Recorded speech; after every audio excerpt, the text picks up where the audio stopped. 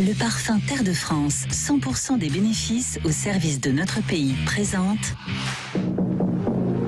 Ici Sud Radio. Les Français parlent au français. Je n'aime pas la blanquette de veau. Je n'aime pas la blanquette de veau. Sud Radio Berkov dans tous ses états. Eh bien, hier, le président Macron était à l'Association des maires de France. Je rappelle que David Lisnard vient d'être élu président de l'AMF. Mais est-ce qu'on peut aujourd'hui faire une déclaration sans évoquer De Gaulle? Non, vous le verrez aussi avec Marc Rousset. On va évoquer De Gaulle également. Mais Emmanuel Macron, lui, il l'a évoqué dans certains termes. On en parle tout de suite. Commence à lorgner un conseil municipal, un conseil départemental et un poste de député. Il se regarde et il dit, et un jour, l'Élysée. Et oui. Et hier, effectivement, l'actuel locataire de l'Élysée était donc chez les maires de France, en train de la recevoir, et il leur a parlé, et il leur a atteint notamment à peu près ce langage. Écoutez. C'est ainsi, je ne suis d'ailleurs pas le seul président de la Ve République à ne pas avoir été maire. J'ai compris qu'on honorait beaucoup le général de Gaulle ces derniers temps, ce peu qu'il ait eu le même défaut. Oui, il se peut qu'il y ait eu le même défaut. Alors c'est intéressant parce que la manière dont Emmanuel Macron se met effectivement, mais c'est pas dans les pas de son arrière-grand-père. Mais il oublie quelque chose quand même, Emmanuel Macron. Il dit, voilà, alors c'est pas un défaut, j'ai pas été maire, alors j'ai le droit de pas être maire, absolument, il a le droit. Donc, petit pic, au maire. Et puis il dit, mais le général de Gaulle non plus. Je rappelle simplement que le général de Gaulle était à Londres un certain 18 juin 40 et que ça lui a valu une certaine légitimité. Donc, la comparaison... Oui, on peut, mais ça sert à quoi de faire des comparaisons pareilles? Franchement, monsieur le président Macron, vous n'avez pas besoin d'évoquer le général de Gaulle. C'est le problème de général de Gaulle. Il n'avait pas besoin d'être ceci ou cela. Il était déjà le général de Gaulle. Alors que les autres, qu'est-ce qu'ils étaient avant d'être président de la République? C'est pas la même chose. Faut toujours raison garder et surtout mesure garder, monsieur le président. Sud Radio Berkov dans tous ses états. Le face-à-face. Et comme cette émission est très bien faite et qu'on vient de parler du général de Gaulle et qu'on connaît son histoire, on sait qu'il aurait souhaité une Europe des nations. Et bien c'est ce que souhaite aussi Marc Rousset, docteur en sciences économiques, qui publie Comment sauver la France pour une Europe des nations avec la Russie aux éditions du Panthéon. Bonjour Marc Rousset. Bonjour. Alors, monsieur Rousset, bonjour. Vous êtes docteur en sciences économiques. Vous avez écrit un livre somme, c'est vrai, un livre important. Je ne dis pas seulement par le volume, mais évidemment par le contenu. Et votre titre, déjà, résume beaucoup de choses. Vous dites comment sauver la France. Alors là, c'est la question que tout le monde se pose parce que effectivement, la France dit un certain candidat putatif encore n'a pas dit son dernier mot. D'autres parlent de la France. Tout le monde parle de la France, qui n'est pas peut-être dans le meilleur des États, mais enfin qui n'est pas dans le pire. Et vous dites, vous, pour une Europe des nations. Et vous ajoutez avec la Russie. Je voudrais commencer par ça, Marc Rousset. En ce moment, la Russie, vous avez vu ce qui se passe avec le Bélarus, aux frontières polonaises, on parle de l'Azerbaïdjan, l'Arménie, etc. Et selon, en tout cas, un certain nombre de commentateurs, la Russie, aujourd'hui, elle travaille plutôt à mettre de l'huile sur le feu autour des frontières de l'Europe, plutôt qu'au contraire, à manifester une bonne volonté vis-à-vis de l'Europe. Alors, comment avec la Russie et pourquoi? Mais avec la Russie, pour une raison très simple, c'est que on n'a aucune raison de considérer la Russie comme un ennemi. L'ennemi, la Russie est considérée comme un ennemi par l'OTAN, par les États-Unis, qui ont besoin de créer, de justifier l'OTAN. Lorsqu'on raisonne 5 minutes, l'Europe ne va pas de Washington à Bruxelles, mais elle va de Brest à Vladivostok. L'Atlantique à l'Oural, comme disait De Gaulle. Oui, enfin, mais alors j'ajoute un petit bémol, oui. Je vais jusqu'à la Sibérie. Parce que justement, c'est un enjeu très important. Il faut savoir que vous pouvez mettre les États-Unis dans la Sibérie. Et ce grand espace, c'est le Far East des Européens. Il faut changer complètement notre vision de vision historique, vision géopolitique. Et se dire que l'avenir de l'Europe, il n'est pas euro-atlantique, mais il est euro-asiatique. Ah oui. Ça, vous aussi, vous regardez vers l'Asie en disant ne laissons pas tomber cela, quoi. Je regarde qu'on peut aller à pied de Brest à Vladivostok et que, contrairement à ce que disent les anglo-saxons, l'Atlantique n'est pas the pond, c'est-à-dire la mare, mais c'est un océan. Il a fallu attendre quand même plusieurs siècles avant que Christophe Colomb daigne traverser cette petite mare au canard. D'accord, oui. Mare au canard, comme vous dites. Et alors, vous dites, vous, seulement par rapport aux valeurs de l'Europe ou de l'Occident, appelons-les comme vous voulez, vous dites que la Russie, en tout cas la Russie de Poutine, je ne parle pas de l'URSS, bien sûr, aujourd'hui est totalement, peut-être, européo-compatible. Ah mais bien sûr. Elle est, par son histoire, elle est depuis que Pierre le Grand a fondé Saint-Pétersbourg. N'oublions jamais les musiciens, n'oublions jamais tous ces architectes français. N'oublions pas que les Russes ont parlé français pendant longtemps. N'oublions pas que l'histoire de l'Europe a été faite avec la Russie. Les batailles d'Eylau, de Friedland, les Russes, le tsar Alexandre est venu à Paris, malheureusement pour nous, en 1815.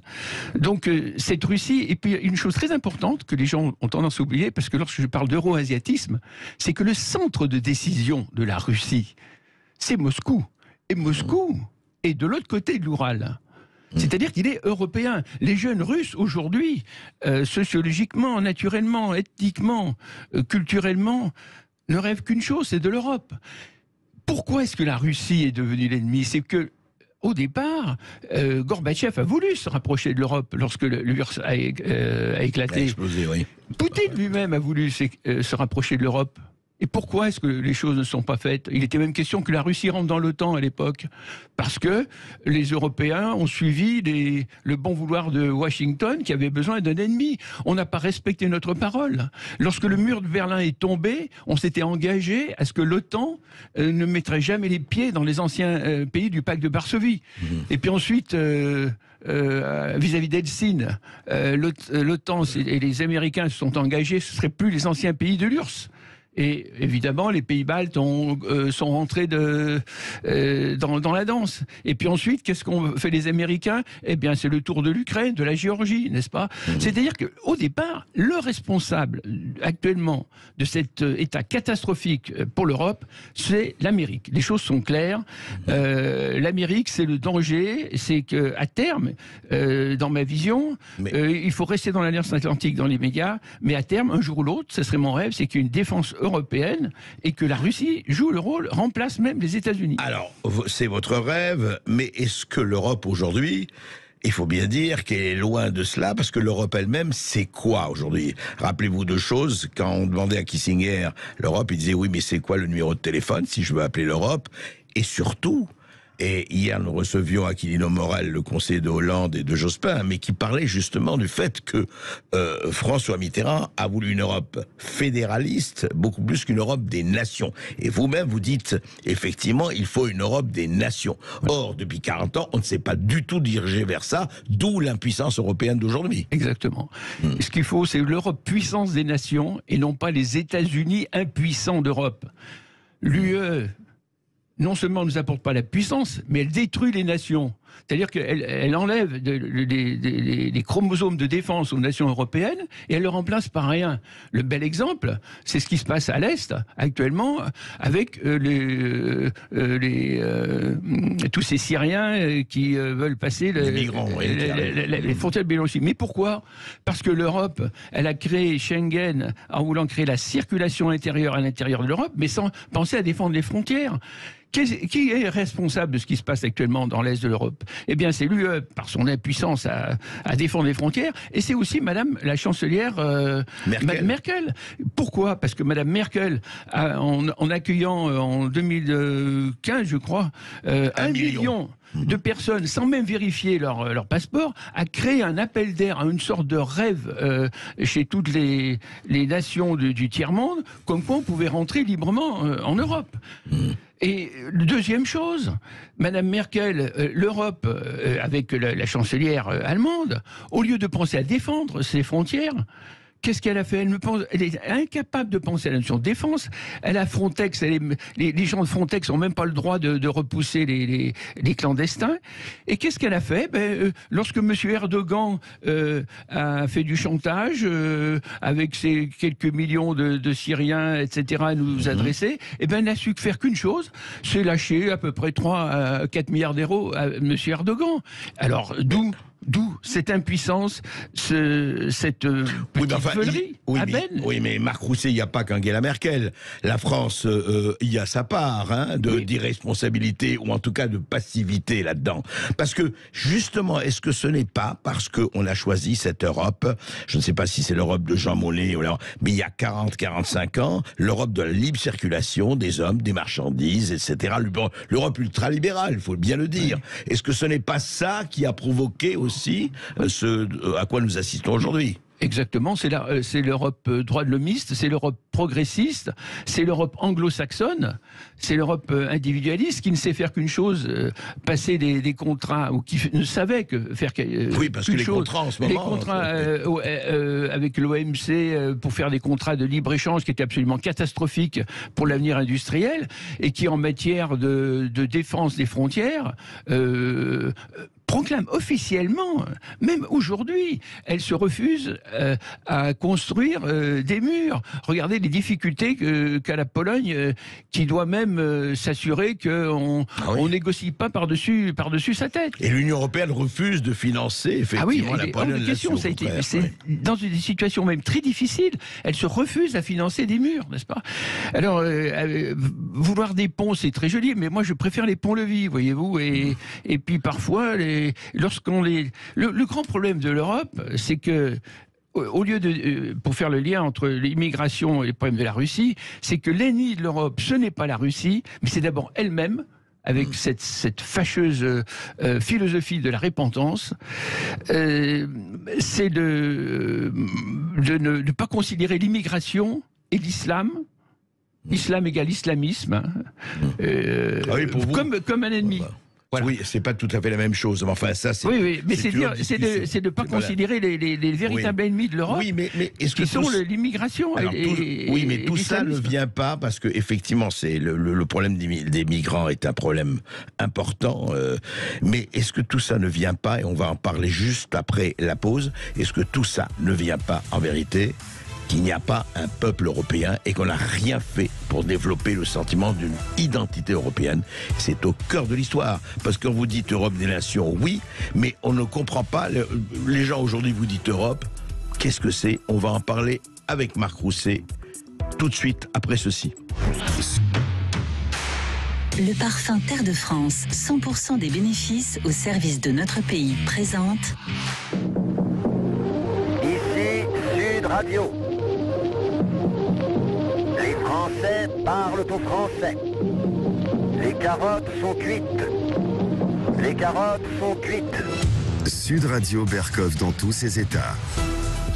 Et nous continuons la conversation avec Marc Rousset pour son livre que je vous recommande parce que c'est un livre de fond et qui pose des questions aujourd'hui évidemment qui sont au cœur de notre devenir. Le titre dit tout. Comment sauver la France pour une Europe des nations avec la Russie? On a parlé de la Russie, on a parlé de l'Amérique, on a parlé effectivement d'une certaine impuissance européenne. Mais Marc Rousset, le problème, c'est qu'on revient à ça, Europe des nations, très bien. Mais comment elle peut fonctionner ensemble? Surtout, est-ce qu'il y a un peuple européen? Il faut quand même se dire ça au départ. C'est très vieux qu'il y a une histoire européenne, on le sait, qu'il y a des siècles d'histoire et plus que ça. Mais comment faire fonctionner cette espèce de chose qu'on a fait fonctionner sur la financiarisation, sur la monnaie, sur la libre circulation des hommes, des armes, des idées et tout le reste? Comment on fait fonctionner autrement? Mais je vais vous répondre très clairement. Il n'y a pas de peuple européen, mais il y a une civilisation européenne. Et le problème, c'est qu'il ne faut pas faire comme si on avait un peuple européen, puisqu'il n'y a pas de peuple européen. Les militaires vous diront qu'une armée européenne intégrée, c'est impossible. Parce que les gens veulent bien se faire tuer pour leur pays, ils ne veulent pas se faire tuer avec la symphonie de Beethoven pour l'Europe. Les esprits, les militaires ne sont pas préparés. Et c'est tout l'objet de mon livre. Comment justement apporter la puissance à l'Europe tout en respectant les nations et l'identité européenne. C'est-à-dire, c'est une quadrature du cercle. Et c'est l'objet du livre. Oui, mais alors comment comment le faire? Eh bien d'abord, c'est respecter les nations. Parce que si vous dégringolez les nations et que chaque nation se redresse avec des valeurs traditionnelles et recherche la puissance. Et ensuite, au lieu de trouver l'impuissance avec un fédéralisme et un juridisme au niveau de la Cour de justice européenne, c'est faire coopérer ces nations avec des projets qui apportent quelque chose à l'Europe et qui soient ces projets qui sont donnez-moi un exemple. Je vous donne un exemple. C'est Galileo, c'est par exemple c'est Airbus, c'est si demain les grands projets industriels, les grands projets si on veut demain se lancer dans le spatial, c'est l'avion franco-allemand. Si on veut avoir le problème fondamental, c'est l'économiste qui vous parle, c'est que on ne peut le tort des souverainistes, c'est qu'on ne peut pas trouver la puissance avec 67 millions d'habitants. Il faut ce qu'on les économistes appellent l'économie d'échelle, c'est-à-dire qu'il faut un minimum d'hommes qui est au minimum de 150 à 200 millions. Pour le levier. Voilà, pour le levier. Alors, pour ne pas tout gâcher, demain, peut-être d'ici un siècle, l'unité allemande s'est pas faite en un jour, l'unité italienne non plus. Les rois ont mis combien de temps pour faire l'unité de la France? Donc il faut arrêter de rêver en voulant aller plus vite que la musique. Il faut respecter les peuples et construire quelque chose de réaliste. Et pour ne pas en cherchant comme M. Macron soi-disant la puissance, tout en ayant en obtenant l'impuissance et actuellement la désindustrialisation de la France. Voilà, donc c'est ce qui est très important, c'est de mais comment pallier de créer une confédération. Actuellement, c'est ce qu'avait plu Alain Pierrefitte lorsque je décrivais l'Europe, c'est pour ça qu'il m'a fait l'honneur de me préfacer, je parlais d'Europe hybride. En fait, cette Europe, c'est un mélange de fédéralisme et d'Europe des nations. Donc, selon moi, il faut trancher, puisque maintenant, en plus, De Gaulle avait raison, mais en plus, on a appris que le fédéralisme nous conduit à l'impuissance. Donc, ce qu'il faut, c'est revenir à l'Europe des nations et créer, c'est tout mon projet, et là je fais le lien avec la Russie, une confédération des nations, c'est-à-dire tout passe des nations. Dans la structure actuelle, il ne reste que le Conseil européen. On oublie la Commission de Bruxelles qui devient un secret d'exécution. Il n'y a plus de fonctionnaires européens. Il n'y a que des fonctionnaires des États. Il n'y a plus de Parlement européen à Strasbourg. Il peut y avoir un Parlement, mais c'est un Parlement où il y a des États européens. De façon... Oui, pas de structure bureaucratique supplémentaire. Et pas de droit européen. On supprime la Cour de justice de l'Union européenne. On supprime la Cour de justice. La Cour européenne des droits de l'homme, tout ça est supprimé. On n'a pas besoin de... Ça, c'est en dehors des structures de Bruxelles. Oui, mais bien évidemment, c'est une des premières choses à supprimer. On peut en sortir très facilement de cette Cour européenne des droits de l'homme. Il ne faut pas oublier que nos juristes français se mettent eux-mêmes sous la coupe et les politiques de la Cour européenne des droits de l'homme. Donc, c'est tenir compte des leçons de l'histoire, de voir comment s'est faite l'unité italienne. Oui, mais juste un mot, Marc Rousset. Oui. La France et l'Angleterre sont des pays, j'allais dire jacobins, monarchistes pour l'Angleterre, mais jacobins, centralisés, etc. Alors que l'Allemagne, l'Italie et l'Espagne, même, sont des pays déjà décentralisés, enfin, structurellement décentralisés. Comment franchir déjà ce gap ? Eh bien, c'est la réponse, c'est respecter les nations. Voilà, une nation qui veut vivre d'une façon décentralisée, qui elle vit d'une façon décentralisée, celle qui veut vivre d'une façon centralisée, qui elle vit d'une façon centralisée. Mais ce qu'il faut, c'est que ces nations, justement, ne soient pas déconcertées, déstabilisées par cette Europe, et que en elle-même, elle trouve la puissance, c'est-à-dire relancer la natalité, se remettre à travailler, croire être fier de son pays, et puis que l'Europe amène un surplus de puissance chaque fois où les nations sentent leur impuissance. Si on peut demain refaire un avion franco-français, chaque fois qu'on peut trouver la puissance, c'est ce qu'ont compris et ce qu'on dit d'ailleurs publiquement les Hollandais, si on doit tout ce que l'on peut trouver à l'échelle de sa nation, on doit le garder. Oui, la subsidiarité, voilà. Le principe de subsidiarité. Mais lorsqu'on la trouve pas, eh bien il faut la trouver en coopérant avec les autres pays. Pourquoi ? Pour éviter de connaître le sort des nations grecques face à l'Empire romain. C'est-à-dire nous vivons au XXIe siècle, nous ne sommes plus à l'époque du traité de Vienne.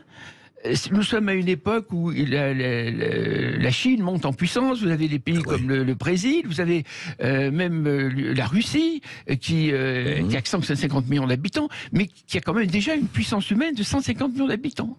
C'est Lénine qui disait, des fois, avec moins, on peut faire mieux. Voilà. Et actuellement, l'Europe, c'est 400 à 500 millions d'habitants. On ferait beaucoup mieux avec une confédération de nations à l'ouest qui se rapprocherait de la Russie que ce que l'on fait actuellement, qui est une catastrophe.